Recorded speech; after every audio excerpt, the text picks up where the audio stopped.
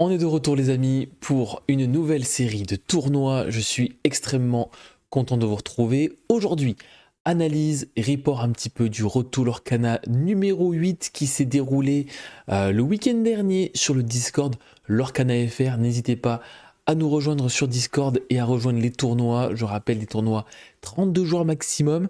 Et puis voilà, les tournois sont gratuits et quelques boosters à gagner. En plus, vous venez affronter du beau monde, des beaux joueurs. Donc n'hésitez pas, ça se passe sur le Discord communautaire français. Mais autre pub, évidemment, avant de commencer cette vidéo, n'oubliez pas de lâcher votre meilleur follow, de mettre un petit commentaire, un petit j'aime, ça fait toujours plaisir. Bon, en tout cas, je suis hyper content de vous lire, de vous retrouver, en tout cas dans l'espace commentaire. Donc, je vous remercie grandement pour ce petit moment que vous pourrez me donner. Alors, pour ce tournoi, Road to Lorcana numéro 8, je suis parti sur un nouveau deck. Alors, nouveau deck, non, mais en tout cas, un deck que je jouais au début du set. Et du coup, je suis retourné un petit peu à mes premiers amours. Je suis retourné sur Vert Violet. Pourquoi être retourné sur Vert Violet, vous allez me demander. Tout simplement, l'idée était de target les bleus-verts. Du coup, voilà, étant donné que j'ai pas mal, un petit peu fait la promotion de bleu-vert un petit peu de partout, j'ai vu, alors évidemment, je ne me mets aucun mérite là-dessus, évidemment, mais j'ai vu une petite montée des bleus-verts détectives que je ne voyais nulle part ailleurs. Et là, depuis ces 2 dernières semaines, c'est vrai que le deck, je l'ai vu dans plusieurs tournois. Voilà, j'ai eu pas mal de quelques MP de joueurs qui ont voulu pick le deck et qui ont voulu le tester pour les championnats de 7, à qui ça a très bien réussi d'ailleurs, et j'en suis très fier. Mais surtout, j'ai vu aussi certains, j'ai vu le dernier Road to Lorcana où le bleu-vert détective était monté un petit peu en flèche. Donc je me suis dit, ok, les petits coquins qui veulent jouer détective, et ben on va essayer de les counter. Et un très très bon counter au bleu-vert, c'est le violet-vert justement. Et en plus, s'il est build beaucoup plus orienté contre le match-up bleu-vert, mais on va en parler plus spécifiquement tout de suite. Pourquoi du coup ce deck, je voulais expliquer pour counter bleu-vert, mais le problème c'est que le deck, du coup, si on veut counter bleu-vert, il faut faire attention de ne pas voilà, perdre un petit peu en puissance contre les autres match-up, et donc du coup il faut rééquilibrer un petit peu tout ça. Donc du coup je suis parti à la base sur une liste anti-bleu-vert, et du coup j'ai dû réadapter certains ratios. Les ratios que j'ai dû réadapter, c'est voilà, en tout cas l'ajout en tout cas des Clarabelle, qui est une très très bonne carte dans le miroir de bleu-vert, enfin dans le miroir, contre le match-up bleu-vert, pardon. Et donc du coup, il a fallu un petit peu adapter ça, parce que Clarabelle, si tu ne tombes pas contre le match-up bleu-vert, c'est pas non plus la meilleure carte du monde. Donc du coup, j'ai décidé de jouer les petites Clarabelle avec les grosses Clarabelle, évidemment les petites Clarabelle qui sont extrêmement fortes également contre le match-up jaune-vert avec le Chromicon. Donc très content de pouvoir l'ajouter, en tout cas ça me fait deux cartes très impactantes contre 2 match-ups qui sont plutôt bons et très représentés normalement dans la méta. Les Flynn Riders, excellente carte d'early qui permet de mettre une pression contre les decks qui sont beaucoup plus lents. Je rappelle que c'est une 1-2 killer à 1, et lorsqu'on le booste pour 2, on peut, il passe de 1-2 à 3-2, et en plus de ça, il gagne 1 point de lore. Ce qui nous permet de mettre une pression au niveau du lore, d'avoir un body avec 3 de force qui peut être très intéressant pour aller faire des trades, ou alors de faire empaler certains personnages qui nous enquiquinent un petit peu. Donc en vrai la carte est plutôt pas mal, et le fait de pouvoir boost, ça permet un petit peu de combler certains T2 où on n'aurait pas de carte à jouer, si on n'a pas de Tomago par exemple, ou si on n'a pas de Clarabelle ou de Zaza. Du coup ça nous permet quand même de ne pas perdre notre tour pour rien, de pouvoir le boost et soit de partir à l'aventure, soit de le garder boosté. Et surtout le fait de pouvoir le booster permet à des cartes comme N'écoute que moi de pouvoir être joué dessus et pouvoir par exemple continuer à avoir des cartes en main. Mais on y reviendra un peu plus tard sur ces effets de boost.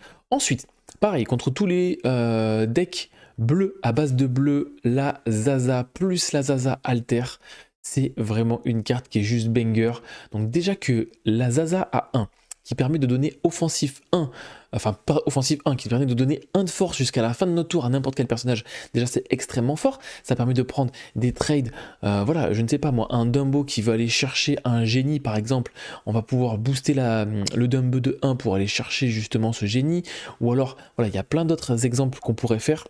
Mais je vous en donne un comme ça qui me vient à l'esprit, qui est très intéressant. Et en plus de ça, du coup, la Zaza Alter, qui elle est un véritable banger, hein. À chaque fois qu'elle part à l'aventure et que votre adversaire a plus d'encre que vous allez pouvoir ancrer la première carte de votre deck sans la regarder et épuiser. Et ça fait vraiment toute la différence. Le fait de récupérer la tempo, ou en tout cas de pouvoir suivre la course à l'encre contre les decks bleus, ça change vraiment le deck de tout au tout. Donc vraiment, pour moi, c'est la meilleure carte du deck. C'est vraiment la carte qui fait que le deck est jouable actuellement. Ensuite, les Gogo Tomago, qui est un bon T2 en vrai. À plusieurs reprises, je l'ai joué T2 et en vrai, ça m'a jamais posé trop de problèmes de la jouer T2, c'est pas évidemment ce qu'on veut jouer, mais d'avoir une évasive qui peut grappiller des points de l'or en early, c'est plutôt pas mal, et de l'avoir après en finisher, c'est vraiment très intéressant. Les Ursula qui sont là pour pouvoir choper les MMV, pour pouvoir choper les Raging des Vieux et les Gris, pour pouvoir choper d'autres chansons, c'est vraiment une carte très très forte Ursula, hein. Voilà, je pense que quand on joue vert, sauf bleu-vert, c'est un petit peu le must-have dans tout le deck. Ensuite, j'ai décidé de rentrer des chats du Cheshire. Donc ça, par exemple, c'est une carte qui est pas bonne dans l'optique d'affronter des bleus verts. Mais justement, c'est une très bonne carte contre quasiment tout le reste du field. Donc obligatoirement, je suis obligé de rentrer des chats. Je rappelle le chat, 3-4, très très bonne stat pour 3. Il aura 1, mais surtout, on peut le booster pour 2 et déplacer jusqu'à 2 dommages de n'importe quel personnage sur n'importe quel autre personnage d'ailleurs. Et ça va nous permettre justement de pouvoir faire des trades positifs en soignant nos personnages ou alors en rééquilibrant par exemple des dégâts sur d'autres personnages pour pouvoir justement faire un peu plus tard dans la partie les shifts Prince Philippe. Par exemple, je sais pas moi, un de ces personnages a 2 dégâts, un autre personnage n'a pas de dégâts. Vous allez pouvoir booster, déplacer uniquement un dégât du personnage adverse sur l'autre personnage pour pouvoir faire un Prince Philippe et pouvoir clean un board. Ça peut être fait comme ça et c'est vraiment très fort. Le MMV qui arrive en jeu, et là c'est un petit peu la partie un petit peu tricky que je vais discuter avec vous là, c'est les MMV, donc les malins, méchants, vilains. On va en discuter rapidement parce que les ratios sont de 3-3-3 et c'est là où justement après tournoi, c'est les ratios que j'aimerais voir évoluer et clairement j'aimerais les faire passer à 4-4-4. Et je vous dirai un petit peu quelle carte j'enlèverai pour ça. Mais vraiment, le combo, quand on a la chance de pouvoir jouer un deck qui joue la combo, il faut la jouer au max, je pense. Donc là, je suis parti sur 3-3-3 et je pense vraiment que, je suis même sûr que si je dois rejouer le deck sur le même tournoi, je maximiserai les ratios. Et d'ailleurs, je maximiserai les ratios en enlevant quoi justement, comme ça on va en parler directement. Les choses elles me viennent un petit peu au fur et à mesure, c'est d'enlever les doubles mime éléphant, d'enlever les doubles Hades, et donc du coup ça me ferait un malin méchant vilain en plus, un prince Philippe en plus, et un autre prince Philippe shift en plus. Du coup vous allez me dire, mais il te manque encore une carte à rentrer, et du coup je rentrerai le 4e n'écoute que moi, parce que vraiment la carte est juste banger. Et au final, les mime éléphant et les Hades, ce sont quasiment les cartes que j'ai le moins jouées qui m'ont convaincu le moins. Déjà la mime éléphant, je l'avais rentré un petit peu. Alors la liste, il faut savoir que la liste, je l'ai modifiée peut-être 1 heure, ou en tout cas la liste, je l'ai montée 1 heure avant le tournoi. Donc il y a quelques ratios qui sont un peu discutables, mais justement ça m'a permis de voir un petit peu en conditions réelles ce qui est bien et ce qui était moins bien. Et effectivement, les mime éléphants, pas très convaincu de la carte. Il y a des slots où elle est très très forte, mais le plus souvent du temps, le n'écoute que moi a quand même cette polyvalence de pouvoir remonter un perso adverse et un autre personnage que Mime Éléphant n'a pas. Certes, ça met un body en plus, mais pour le peu de fois où je l'ai utilisé, où ça a été vraiment impactant, je préfère maximiser les ratios de n'écoute que moi. Et du coup, ensuite, j'enlèverai le 2e éléphant et les 2 Hades. Les 2 Hades qui est clairement la carte qui m'a le moins été utile de tout le tournoi. Aucun vraiment spot intéressant à jouer. soit parce que j'avais suffisamment de cartes en main et que je savais que mon adversaire allait me faire piocher, ça n'allait pas changer quoi que ce soit sur la game, ça reste un 3-4 qu'il aura un, bon, rien de plus. Et à aucun moment j'avais un slot où justement l'adversaire aurait préféré un trade, et même s'il avait préféré le trade, ça ne m'aurait pas plus avancé dans la game. Souvent les games étaient déjà presque terminées à ce moment-là. Donc vraiment Hades, pas du tout convaincu au niveau de ce build là précisément, d'accord, et surtout par rapport à la façon dont moi je joue le deck. Donc voilà un petit peu les changements, en tout cas les premiers changements que je verrai dans la liste. Ensuite on est parti sur 3 Dumbo, 4 Génie, 4 Elsa. Donc là évidemment le petit ratio d'insaisissable qui est vraiment trop polyvalent, hein. Voilà, les piocheurs plus qui nous permet un petit peu de commencer à gérer du board ou commencer à mettre des dégâts pour pouvoir commencer à pouvoir proc les effets du chat du Cheshire.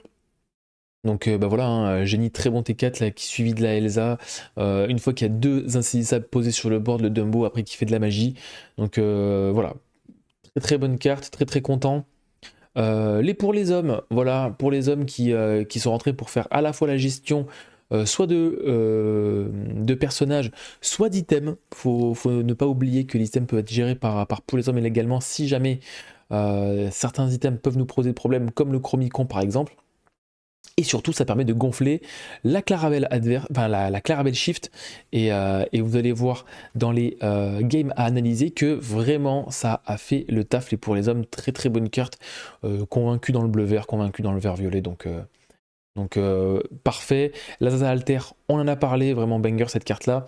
Les Démonas, très bonne carte également.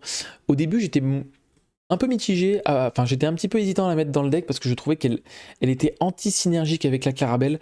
Et au final, effectivement, il peut y avoir des setups où elle synergise mal avec Clarabelle, dans le sens où des fois on peut avoir une Démona inclinée et une Clarabelle qui nous fait piocher beaucoup de cartes. Et donc du coup la Démona devient un peu inutile parce qu'elle va toujours rester inclinée, parce que lorsqu'on a 3 cartes en main ou plus, et ben on ne peut pas la redresser. Donc il y a certains spots où des fois elle va être utile pour pouvoir piocher, incliner, trade le board, mais il faut faire très attention après à quand est-ce qu'on va la réincliner, parce que ben voilà, on peut ne pas la redresser jusqu'à presque à la fin de la partie. Donc faire très attention à ça. La Clarabelle évidemment est là pour pouvoir piocher, c'est une très très bonne carte, une 5-6 à gérer, c'est une plaie. Et ensuite évidemment le Rasboard ultime de ce set, le Prince Philippe. Donc voilà un petit peu l'idée derrière le deck. Vous avez vu un petit peu quelles idées j'aimerais apporter à ce deck là, et surtout vous comprendrez le pourquoi du comment en voyant toutes les games. Et justement la game que nous allons voir est la round 2. Pourquoi? Parce que j'ai eu encore un souci d'enregistrement à la round 1. J'ai pu affronter à la round 1 Morgan, encore une fois, qui cette fois n'était pas sur son vert violet, mais qui était sur un violet gris, et c'était une super game hyper tendue. Franchement ça s'est bien battu pendant quasiment toute la ronde, on allait jusqu'au bout, et au final j'ai réussi à l'emporter 2-1, mais non sans mal. Et du coup pour cette round 2, j'affronte l'ami Jax, admin modérateur du Discord communautaire, qui de temps en temps peut se permettre de venir jouer avec nous, et cette fois qui nous a sorti un violet rouge. Et on va pouvoir analyser tout ça. Donc très content de pouvoir affronter l'ami Jax, évidemment. Dès qu'on peut s'affronter, c'est toujours un réel plaisir. Et petite nouveauté pour cette session d'analyse, c'est le mulligan. Donc on peut voir au niveau du mulligan, les amis, je vais essayer de faire mon maximum. Attendez, on va rechecker ça. Donc du coup en main de départ, j'avais une petite Zaza, une grosse Zaza. Il faut savoir que j'étais sur la draw sur cette round 2. Donc très content d'avoir mon start Zaza pour potentiellement m'accélérer en ressources. Double Elsa, Démona, Chat, plus pour les hommes. Et donc du coup, quoi qu'il arrive, je vais garder évidemment double Zaza, et je vais également garder Chat, Elsa plus Démona. Donc pourquoi j'ai fait un petit peu ce choix? L'idée c'est de pouvoir T1 jouer Zaza, T2 alter Zaza, et ensuite pouvoir partir à l'aventure au T3 pour jouer le Chat T3, mais surtout passer le T4 pour jouer potentiellement une Elsa. Donc voilà un petit peu le plan de jeu que j'ai en tête au début de cette round 1, de cette round 2 pardon, mais de cette première game. Et ensuite, une fois que j'aurai un petit peu vidé ma main, pouvoir repartir sur une Demona, continuer à proposer des trades, faire de la value. Donc c'est dans cette optique-là que je pars. Donc on va en créer une clochette pour jouer une clochette du côté de Jax. Donc ça reste une 3-1, 3-1 qui est plutôt embêtant. Je pioche un chat et je vous l'ai dit, je vais pouvoir jouer ma Zaza tranquillement.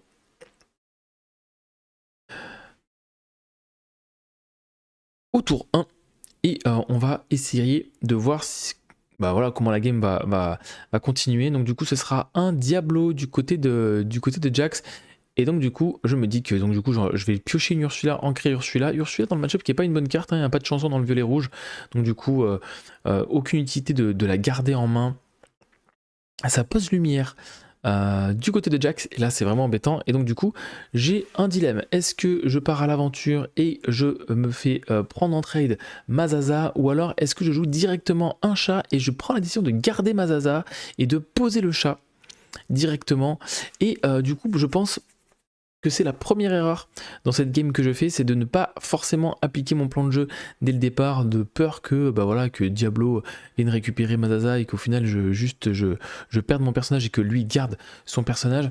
Et je pense que c'est une première erreur dans cette game, et j'aurais dû partir à l'aventure avec ma Zaza pour pouvoir au moins continuer à développer et pouvoir jouer une Elsa au tour prochain. Du coup je me retrouve à devoir jouer un chat du Cheshire.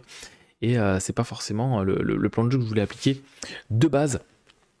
Et des fois, il faut savoir s'adapter évidemment à la situation, mais des fois, en tout cas, vu comment mon plan de jeu était ancré dans ma tête, je pense que j'aurais quand même dû faire cette ligne de paix. Donc du coup, ça joue génie plus chat du côté de Jax.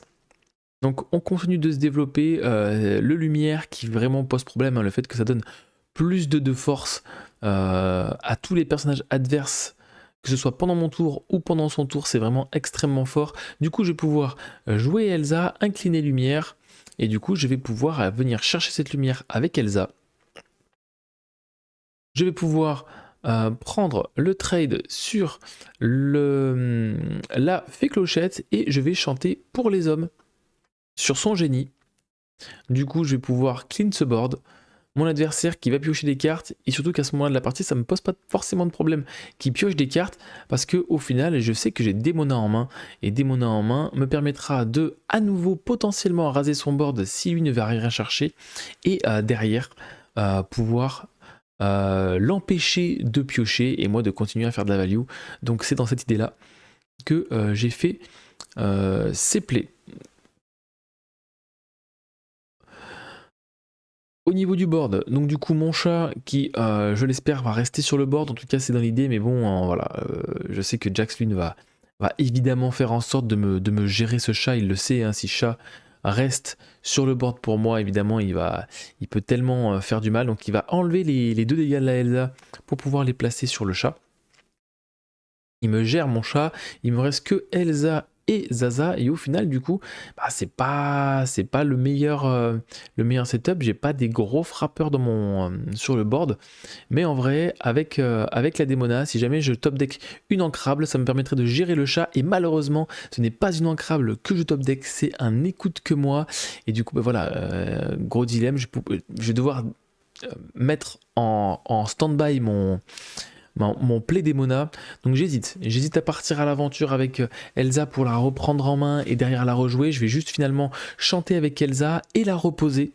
Donc je chante avec Elsa n'écoute que moi sur elle-même pour pouvoir reposer Elsa et venir chercher ce chat avec Zaza plus Elsa. Donc voilà, pour moi c'était à ce moment-là de la partie le meilleur play, en tout cas le play qui me paraissait le plus logique.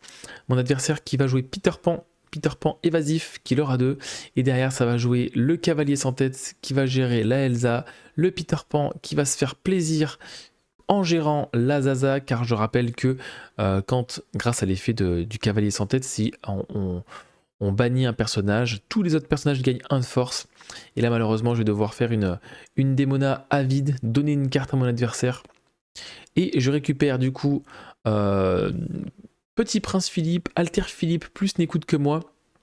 Et là, clairement, j'espère pouvoir récupérer un malin, méchant, vilain. Parce que mon adversaire pose du board, ça prend du lore, ça monte à 12, donc il n'a pas l'étal, il me semble, 2, 4, 6, 7, 8, 9, il a l'étal. Il a l'étal, donc la démona va devoir chercher quelque chose, ou en tout cas le n'écoute que moi pour remonter des cartes. Là, clairement, ce que je peux faire, c'est que je peux jouer génie,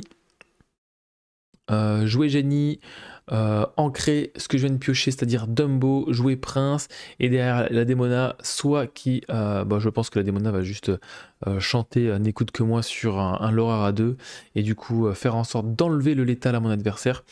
Je lui enlève son Laura à 2, je laisse le cavalier sans tête parce que voilà, je veux pas qu'il me gère le génie trop bêtement et inutilement. Et clairement, je prie pour avoir ma chanson au top deck. Si clairement j'ai la chanson au top deck, la game est complètement reversée. Malheureusement, ce n'est pas la chanson et je vais concéder cette première game.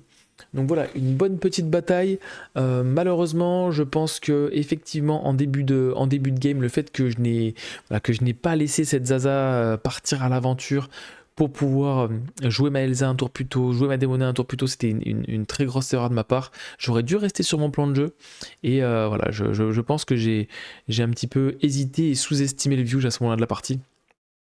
Et du coup, je prends cette info-là pour ne pas faire l'erreur sur les games suivantes. Cette fois-ci, je ne serai pas sur la draw, je serai sur le play.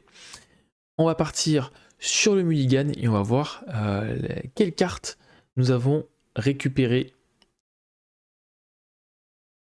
Ah, il me semble que là, il y a... Ah voilà, donc là, Jax qui était parti faire un petit tour je ne sais plus où. Et du coup, on va récupérer la partie en cours de route. Je fais pause pour voir un petit peu au niveau du mulligan. Donc j'ai petite Clarabelle, double pour les hommes, double Ursula, n'écoute que moi, mime. J'ai longtemps hésité à garder une Ursula au cas où pour avoir un T2. Mais clairement, je vais mulligan à 6, je vais uniquement garder ma Clarabelle, ce qui me permet d'avoir à la fois un T1, mais à la fois ma base d'alter. Si jamais je récupère une Clarabelle alter, je rappelle que Clarabelle alter contre Viewge, c'est une excellente carte. Et je vais récupérer du Zaza alter, génie, gogo et la double Clarabelle, pardon. Et je me retrouve dans un spot plutôt positif. Je me retrouve dans un spot où j'ai double T1 et double T2. Je peux même faire, enfin voilà, vraiment, après la Zaza, quand on est sur le play, surtout contre un deck qui n'est pas bleu, c'est vraiment très mauvais, donc la double Clarabelle, je peux me permettre d'en créer une pour pouvoir jouer la Zaza, et dans l'idée, je me dis, ok, je vais jouer Zaza, et en fait, au final, au tour 2, je vais pouvoir Gogo Tomago, et tour 3, je vais pouvoir faire Shift Zaza plus Clarabelle. Ce qui me permet de poser du board et de continuer de me développer. Donc je récupère une Zaza que je vais évidemment ancrer, je pars sur une Gogo Tomago T2, et en plus je me dis que la Gogo Tomago, tant qu'il n'y a pas d'évasion sur le board, ça peut grappiller quelques lore, voire même venir chercher un trade sur un Peter Pan, sur une fée clochette, pardon. Donc c'est jamais inutile sur le board. Ça va ancrer une Elsa pour Jax, et ça va jouer un Diablo, on prend un petit point de lore supplémentaire avec le garde du palais. Et là, je vais du coup shift ma Zaza. Donc évidemment, je suis sur le play et non sur la draw, donc l'effet ne fonctionne pas. Là, je me suis un petit peu laissé emporter par mes émotions, excusez-moi évidemment. Je vais ancrer, il me semble, le chat du Cheshire pour pouvoir jouer cette Clarabelle, si je ne dis pas de bêtises, ou alors je vais juste patienter. Ouais, non, évidemment, je vais jouer ma Clarabelle. Je vais prendre un petit point de lore. Je sais que mon Gogo Tomago est safe à ce moment de la partie.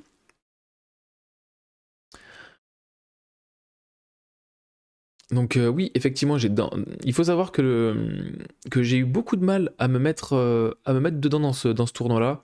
Beaucoup d'erreurs de ma part, et ça tombe bien de pouvoir filmer, de pouvoir analyser ça, mais voilà, le fait de shift Zaza et de partir à l'aventure en n'étant pas assez focus, Voilà, le replay a été accepté par mon adversaire très gentiment. Donc du coup, de toute façon, dans tous les cas, le play était illégal, donc ça n'aurait pas fonctionné. Donc là, je top deck une ancrable, c'est parfait. Le génie qui peut être joué, je récupère un Dumbo. Donc là, j'ai une main juste parfaite. Voilà, c'est-à-dire que si jamais il a une solution face à la Clarabelle, je peux jouer Dumbo et continuer de me développer. Mon adversaire joue également Dumbo. Et c'est juste parfait, hein, de toute façon, j'ai le choix. Hein. Soit je pose un Dumbo et je peux commencer à me développer avec Dumbo, ou alors ancrer le Dumbo, ou ancrer la carte que je vais piocher, c'est-à-dire le Flynn, évidemment, qui n'est pas du tout utile pour shift la Clarabelle. Et derrière, continuer de faire de la value. Donc mon adversaire a 3 cartes en main, j'ai une carte en main, je vais pouvoir continuer de me développer comme ceci. Je prends des points de l'or avec à la fois génie, à la fois Tomago. De toute façon, il faut que je commence à grappiller. Je récupère un Flynn, un pour les hommes, donc la carte parfaite quand on a une Clarabelle en jeu. Je rappelle hein, que là actuellement il n'y a rien dans le deck de Jax qui peut gérer la Clarabelle. À la limite, ce serait l'action qui incline, ou qui incline un de ses persos et qui remonte un autre perso. Ce serait la carte idéale, mais pour l'instant, je ne l'ai pas du tout vu dans son deck. Donc je ne sais même pas s'il la joue. On continue à grappiller les petits points de l'or du côté de Jax. Je récupère un écoute que moi, et c'est juste la carte parfaite. Hein. Là, je vais potentiellement pouvoir à la fois gérer le board, remonter les cartes en main, et en plus continuer de piocher grâce à l'effet Clarabelle, c'est juste parfait. Donc je pose un Dumbo, je vais pouvoir jouer un Flynn, et au final je vais juste me vider la main, hein. Tout simplement. Je vais pouvoir chanter avec Zaza, et à la fois chanter avec soit Clarabelle, soit Génie, mais il me semble que je vais prendre le parti de chanter avec Zaza pour les hommes, sur son chat. Est-ce que c'était un chat? Je ne sais plus si c'était chat, j'ai mal lu, excusez-moi là, mais n'importe quoi. Et je vais décider de chanter N'écoute que moi sur le Dumbo. Et derrière le génie et Tomago qui prennent des points de l'or. De toute façon, les corbeaux ne me font pas peur à ce moment de la partie. Il n'est qu'à 7 de l'or. Et là, je me retrouve avec 7 cartes en main. On repart sur une partie entière avec Zaza, Clarabelle, Dumbo, triple Elsa, plus génie. Le cavalier sans tête qui va venir gérer le génie. Et derrière, tout le monde est boosté de 1, les corbeaux peuvent taper à 4. Donc du coup, ce sera corbeau plus le garde du palais qui va venir chercher la Clarabelle. Le corbeau qui peut taper sur la Zaza. On clean le board tranquillement. Enfin, en tout cas, on enlève des éléments du board, on ne le clean pas entièrement. Je me retrouve avec un Flynn, un Gogo, plus un Dumbo. Évidemment, les Elsa vont pouvoir venir chercher le trade sur ce cavalier sans tête. Il me semble que je vais sacrifier le Flynn sur le corbeau pour pouvoir le gérer. C'est bien ça. Et je vais prendre mon point de l'or avec Dumbo grâce à son effet. Un mi-séquencing de ma part. Si vous avez vu la dernière vidéo sur le séquencing, un très bon exemple de ce qu'il ne faut pas faire. Prendre la pioche avec Dumbo à la fin de tour. Donc n'oubliez pas, hein, toujours piocher avant de faire vos actions. Comme ça, au moins, vous avez toutes les options en main. Donc, je n'applique pas ce que je vous conseille, mais ça fait toujours du bien de voir les erreurs qu'on fait. Comme je vous ai dit, j'étais pas spécialement focus sur ce tournoi, en tout cas focus à 100%. Donc, ça me fait du bien aussi de me prendre quelques rappels dans la tronche. C'est pas plus mal. Mon adversaire qui pose du board avec un Diablo et un chat du Cheshire, moi je vais piocher un Prince Philippe et cette fois-ci le séquencing sera bon parce que je fais effet Tomago pour piocher une carte, effet Dumbo pour piocher une deuxième carte. C'était un Flynn que j'ai récupéré. Les Elsa vont arriver, vont chercher le chat, je ne veux laisser clairement aucun chat sur le board, c'est hors de question.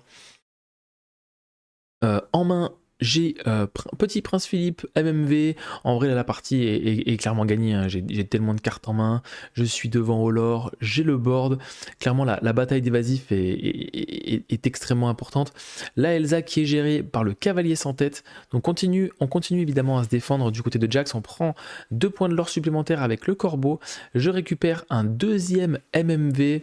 Il me semble que je vais continuer à poser du board. Hein. Voilà, la Elsa qui va venir chercher le cavalier sans tête. Ensuite, je pose le Prince Philippe. Je continue à prendre mes petits points de l'or. Je laisse le corbeau sur le board. C'est pas un problème de laisser ce corbeau. Il est toujours derrière Olor et surtout, il est derrière Olor sur le board. Donc c'est à lui de venir chercher les solutions et de venir chercher mes personnages, en sachant que j'ai encore double génie, double MMV, j'ai Hades plus Dumbo. Donc clairement j'ai une très bonne main pour pouvoir repartir dans tous les cas si le board est géré. Comme vous pouvez le voir, en tout cas, le Hades est sûr et en main, et en vrai, j'ai pas vraiment de bons spots à pouvoir le jouer. De toute façon, vous allez le voir dans toute cette série de vidéos où le Hades vraiment n'était pas une bonne carte, en tout cas, à jouer pour moi. La Démona qui arrive sur le board, qui incline tout le monde. On va pouvoir piocher une carte du côté de Jax, le Prince Philippe qui est géré par le Corbeau. Et malheureusement, on ne fait rien de plus. Je vais pouvoir piocher avec Génie. Il me reste encore 4 d'encre, potentiellement 5. Évidemment, je vais continuer de piocher avec Génie. Encre 1 pour les hommes qui ne met plus d'aucune utilité. Je prends le point de l'or et la pioche avec Dumbo. Et mon adversaire qui scoop clairement la bataille d'évasif était remontable pour mon adversaire. Et on va partir sur la game 3. Donc voilà, vraiment une game où ça se tabasse quand même, où ça se tabasse fort clairement. Ça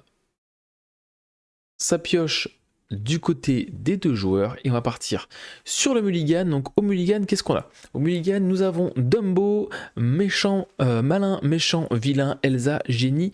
Pour les hommes, Clarabelle et Prince Philippe. Donc là, clairement, c'est pas du tout une bonne main. Il y a zéro start, rien du tout, aucune carte à jouer avant le T4. Donc clairement, ce genre de main, c'est mulligan à 7. Quoi qu'il arrive, il y a vraiment rien à en tirer, rien à en garder. C'est vraiment la pire main à avoir, surtout sur une game 3. Et en plus sur la draw, on espère évidemment avoir une bonne main. Et on va tomber du coup sur Clarabelle, Zaza, Prince Philippe, Elsa n'écoute que moi et Clarabelle Alter. Donc ça, c'est clairement le genre de main que limite on a envie de voir en main de départ avant mulligan. Donc très content. Et cette fois, je ne vais pas faire la même erreur qu'à la game 1 avec Mazaza. Et d'ailleurs, je vais ancrer Prince Philippe, je vais piocher une deuxième Clarabelle. Et là, c'est parfait, parce que je vais pouvoir ancrer une de mes deux Clarabelles. Je reste en position avec Mazaza. Et on partira évidemment au lore pour pouvoir ramper au prochain tour. Donc mon adversaire qui hésite à jouer son T2. Et du coup, ce sera un lumière, pardon, pour son T3. Moi, je vais en profiter pour partir, il me semble, à l'aventure avec Mazaza, si je ne dis pas de bêtises. Voilà, je vais partir à l'aventure, je ne vais pas faire la bêtise cette fois. Je vais pas me faire avoir, je prends mes 2 premiers points de l'or. Et cette fois, finalement, je vais préférer faire n'écoute que moi sur Corbeau. Parce qu'au final, eh ben, ce n'est pas du tout le tour pour la Clarabelle. En vrai, je peux encore attendre avant de faire mon play Clarabelle. Et dans l'idée, je voulais enlever le Corbeau pour éviter que ma Zaza soit gérée. Et derrière, pouvoir faire un génie. Et ensuite une Elsa pour le tour 6, faire Clarabelle, shift Clarabelle. C'est un petit peu ça l'idée. De pouvoir vraiment plus me setup avant de poser une Clarabelle. Je récupère un MMV. Et là, voilà, je vais pouvoir jouer Elsa, récupérer Lumière.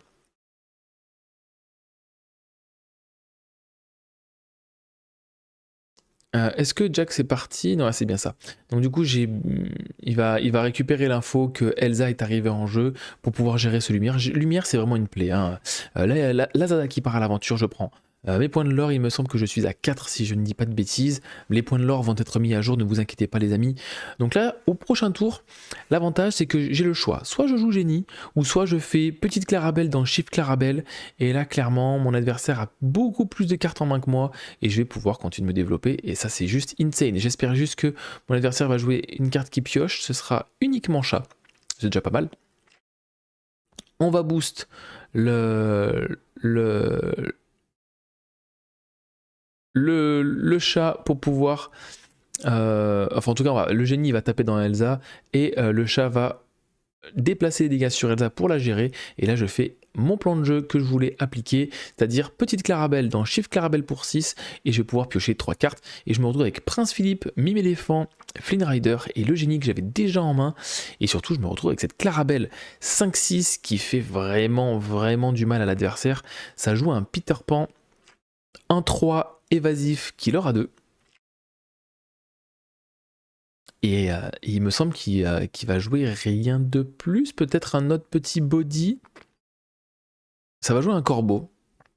Évidemment, le corbeau qui avait été renvoyé en main un peu plus tôt dans la partie avec N'écoute que moi. On part à l'aventure avec Génie, de toute façon il a raison, hein, on ne peut pas gérer son génie pour le moment. On va récupérer une Ursula, hein, je vous rappelle, hein, Ursula qui n'est pas une très bonne carte dans le match-up, mais par contre ça reste une carte à bas coût.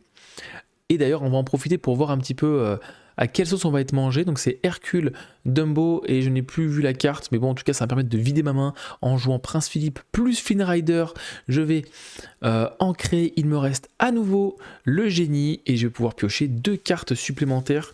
Ce sera un pour les hommes et un N'écoute que moi. Donc à nouveau les 2 meilleures cartes qui combattent parfaitement avec la Clarabelle et pouvoir repartir avec le maximum de cartes en main. La question qui va se poser maintenant du côté de mon adversaire, c'est est-ce que il va chercher cette Zaza ou pas? S'il veut aller chercher la Zaza, il va devoir mettre plusieurs personnages dedans. Et il me semble que mon adversaire va juste pass turn. Il va bien réfléchir un petit moment. Et mon adversaire qui a une carte en main et qui va décider de ne pas aller la chercher, je pense que c'est une erreur. Je pense que c'est une erreur parce que tu laisses un chanteur, tu laisses un body qui aura 2. Tu laisses surtout un personnage qui est hors d'atteinte également, donc qui ne pourra pas être ciblé par un déplacement de dégâts par exemple ou par une Elsa. Et finalement, voilà, mon adversaire qui va chercher la Zaza, et donc il fait très bien de prendre ses dégâts. Évidemment, hein, il est à la merci d'un Prince Philippe Alter, hein, mais bon, dans tous les cas, qu'il attaque ou qu'il attaque pas, ça ne changera pas grand chose pour lui. Finalement, il déplace des dégâts du corbeau sur le Flynn Rider. Donc finalement, c'était vraiment le meilleur move à faire. Et moi, je vais juste maintenant me régaler avec les pour les hommes et N'écoute que moi. Je récupère un Dumbo. Il me semble que je vais jouer le génie. En vrai, je pourrais jouer génie. Hardcast le N'écoute que moi. Ouais, évidemment, je joue génie. Hardcast, j'ancre Dumbo, que je viens de piocher avec génie. Je vais pouvoir, pour 4, N'écoute que moi sur... Voilà, parfait.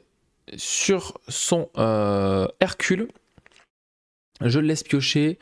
Le Prince Philippe qui va chanter N'écoute que moi, il me semble que je vais le renvoyer son génie. Et derrière, Clarabelle qui va venir chercher le chat. Je rase son board, il a énormément de cartes en main. Et je vais pouvoir me faire plaisir en piochant énormément. Je pioche 4, j'ai 5 cartes en main. Je me retrouve avec une Elsa, un Tomago, le Dumbo que j'avais déjà et le génie. Et donc la partie commence, on sent que la partie voilà, commence à bien tourner en ma faveur.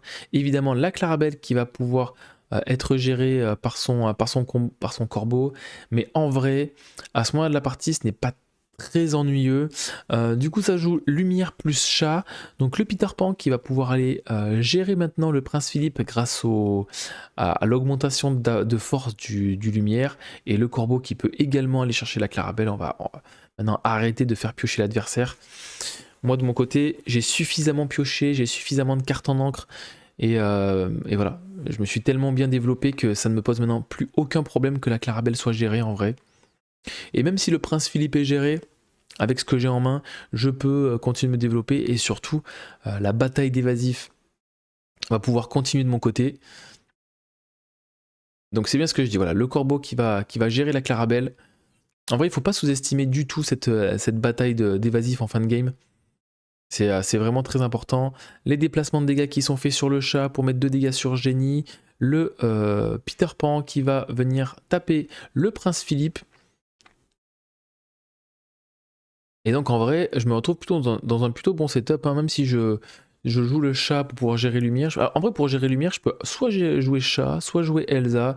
Mais vu que j'ai un Dumbo en main, il me semble que je vais privilégier le play Elsa pour pouvoir gérer lumière. Mais avant, évidemment, toujours séquencer comme il faut avec un génie pour pouvoir piocher. Jean Crades qui ne me sert pas plus à rien à ce moment-là de la partie. Elsa qui va incliner le lumière. Où est-ce qu'on va chercher le chat? Ouais, on va chercher le chat. Hein. On va chercher le chat avec Elsa plus plus Elsa, Ursula qui va prendre un point de l'or. Ouais, parfait, hein, le lumière, effectivement, et qui a moins d'utilité quand il n'y a rien à côté de lui pour pouvoir booster. Le génie pour 4 qui est joué. On ancre un Diablo. On va jouer un Hercule. On est plutôt, on est kiff en termes d'avancée en lore. Là, cette fois, je vais jouer Dumbo. Je vais faire effet sur Elsa dans un premier temps. On va garder le lore à 2 de l'ami génie. On prend 3 points de lore avec Elsa Ursula avec génie Ursula, pardon. Et le chat de Cheshire qui arrive en backup pour pouvoir potentiellement déplacer des dégâts sur les persos adverses. On joue des monas, on incline tout le monde. Le Hercule qui va pouvoir se faire plaisir en allant chercher le chat et Hercule qui ne prend pas de dégâts parce qu'il est incliné évidemment. Et le génie qui malheureusement ne pourra prendre aucun trade ni sur génie, ni sur Elsa, ni sur Dumbo. Ça va jouer une petite fée clochette 3-1. Et là, ça sent très bon, pour nous, hein. Il reste clairement 40 secondes dans ce BO. On va arriver au time. On prend 2 points de l'or supplémentaires avec le génie qui fait passer Jax à 9. Je récupère un nouveau chat du Cheshire. Et voilà, on se met plutôt extrêmement bien. Donc je vois au niveau des cartes en main. En vrai, le play auquel je pense, c'est, vu que je suis plutôt bien en termes de points de l'or, de venir taper avec mon Dumbo sur génie. Voilà, je vais pouvoir prendre 3 points de l'or avec Gogo Tomago. Ensuite, je fais partir à l'aventure tout le monde. Derrière, je fais une Zaza, j'ancre le chat et en vrai je pose l'étal. Il ne peut absolument pas gérer ma Zaza ou même gérer absolument tout le board, même s'il y a une Démona. Même s'il y a Démona, ça ne gère pas tout. Il devra me laisser, quoi qu'il arrive, un personnage sur le board et en fait j'assure ma win comme ça. J'aurais pu effectivement jouer le chat pour déplacer des points de dégâts de Elsa ou du Dumbo sur d'autres personnages pour aller faire des trades ou quoi, mais en vrai j'ai préféré assurer avec les lores sur le board plutôt que les trades et je pense que là, la game va s'arrêter là et c'est une victoire pour notre deck vert violet face à ce deck violet rouge. J'espère évidemment que cette game vous a plu. On se retrouve pour la prochaine round. Et donc, si vous avez kiffé, n'oubliez pas de faire votre meilleur abonnement, meilleur commentaire, meilleur petit pouce en l'air, ça me fera extrêmement plaisir. Et en tout cas, en ce qui me concerne, on se dit à la prochaine. Ciao!